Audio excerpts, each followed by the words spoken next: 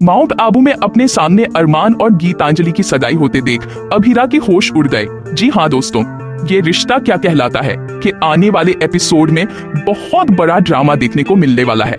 जब अभीरा और विद्या दादी सा माउंट आबू आते हैं तो वहाँ उनकी मुलाकात होती है मायरा से मिलते ही अभीरा को उससे एक अलग ही अपनापन महसूस होता है। उसे लगता है जैसे वह उस बच्ची से पहले भी मिल चुकी हो। शायद यही वजह है कि वह मायरा के लिए कुछ भी करने को तैयार हो जाती है। लेकिन अभीरा को यही नहीं पता कि मायरा कोई और नहीं बल्कि उसकी ही खोई हुई बेटी है। हालांकि अभीरा को मायरा से जुड़ा गहरा लगाव महसूस होता है और वह अक्सर सोचती है कि अगर उसकी बेटी आज उसके पास होती तो शायद मायरा जैसी ही होती। मायरा की मासूमियत, उसके सवाल, उसकी बातें, सब कुछ अभीरा को उसकी अपनी बेटी की याद दिलाता है। लेकिन कहानी अब लेने वाली है एक चौंकाने वाला मोड़। अभीरा को धीरे धीरे एहसास होने लगता है कि कहीं यह वही बच्ची तो नहीं जिसे सालों पहले उसने खो दिया था।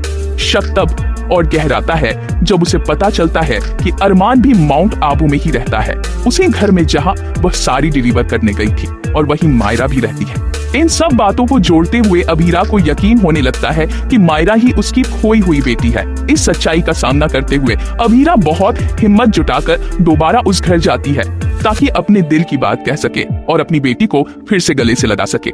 लेकिन वहां पहुंचते ही जो नजारा वह देखती है उससे उसके पैरों तले जमीन खिसक जाती है। उसके सामने अरमान और गीतांजलि की सगाई हो रही होती है। यह देखकर अभीरा पूरी तरह टूट जाती है। वह खुद को रोक नहीं पाती और सगाई के बीच जाकर अरमान से कहती है, अरमान तुम ऐसा नहीं कर सकते। अभीरा की आवाज सुनते ही अरमान भी चौंक जाता है। उसके लिए यह पल किसी तूफान से कम नहीं होता। लेकिन वहां मौजूद मायरा को समझ नहीं आता कि यह परी जैसी दिखने वाली महिला उसके पापा की सगाई क्यों रुकवा रही है। सगाई का माहौल एकदम थम जाता है। सबकी निगाहें अभीरा पर टिक जाती है। गीतांजलि हैरानी से देखती है उस औरत को जो उसकी सगाई के बीच में यूं घुस आई है। अरमान का चेहरा सख्त हो जाता है, लेकिन उसकी आंखों में एक अजीब सी बेचैनी दिखती है, जैसे उसका अतीत अचानक उसके सामने खड़ा हो गया हो। तुम यहाँ क्या कर रही हो? अरमान धीमी लेकिन सख्त आवाज में पूछता है। अभीरा की आंखों में आंसू भर आते हैं। वह कांपती आवाज में कहती है, मैं अपनी बेटी से मिलने आई हूँ। ये सुनते ही वहाँ मौजूद सब लोग हक्के बक्के रह जाते हैं। गीतांजलि चौंक जाती है और पूछती है, क्या मतलब है तुम्हारा? कौन सी बेटी? अभीरा की निगाहें अब मायरा पर टिक जाती है। वह धीरे धीरे आगे बढ़ती है, जैसे सालों की दूरी को अपने कदमों से नाप रही हो। वह मायरा के सामने झुकती है, उसकी आंखों में देखती है और कांपती हुई आवाज में कहती है, तुम मेरी बेटी हो। मायरा घबरा जाती है। वो डर के मारे एक कदम पीछे हटती है और अरमान की तरफ दौड़ जाती है। पापा, ये कौन है? अरमान झट से मायरा को अपनी गोद में उठा लेता है और उसे शांत करने की कोशिश करता है, लेकिन उसके अंदर का तूफान अब बाहर आने को बेताब है। गीतांजलि अब पूरी तरह बौखला चुकी है। वह अरमान से पूछती है, अरमान ये औरत कौन है? क्या कह रही है? ये झूठ बोल रही है ना?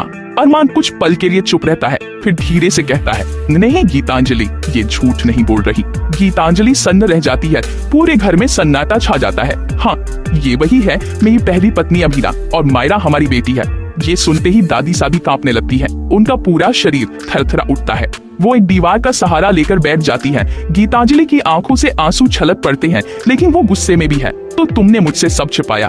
तुमने मुझसे कहा था कि वो औरत तुम्हारी जिंदगी से जा चुकी है। अरमान अब कुछ कहने ही वाला होता है कि मायरा रोते हुए पूछती है, पापा क्या ये सच्ची में मेरी मम्मा है? अब तक रोती हुई अभीरा आगे बढ़ती है। हाँ बेटा, मैं ही तेरी मम्मा हूँ। तुझसे बिछड़ने के बाद एक एक दिन मेरी जान पर बीता है। तुझे एक पल के लिए भी भूल नहीं पाई मैं।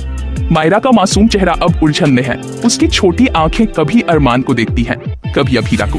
वो कुछ समझ नहीं पाती, बस धीरे से कहती है, लेकिन मम्मा तो गीतांजलि मम्मा है। गीतांजलि झट से आगे आती है और मायरा को अपनी बाहों में भर लेती है। हाँ मायरा, मैं ही हूँ तुम्हारी मम्मा। ये सब झूठ है, तुम्हें बहकाने के लिए आई है ये औरत। अभीरा एकदम से चिल्ला उठती है, नहीं, मैं झूठ नहीं बोल रही।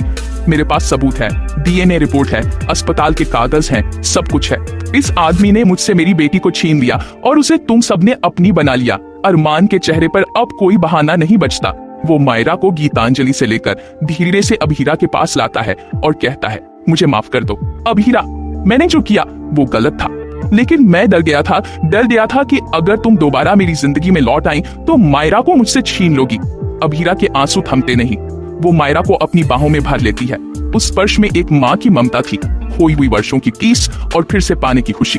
लेकिन इसी बीच गीतांजलि अब पूरी तरह टूट चुकी होती है। उसका सपना, उसका रिश्ता, सब कुछ बिखर चुका होता है। वह चुपचाप वहाँ से बाहर निकल जाती है और यही कहानी छोड़ जाती है। कई अनसुलझे सवाल क्या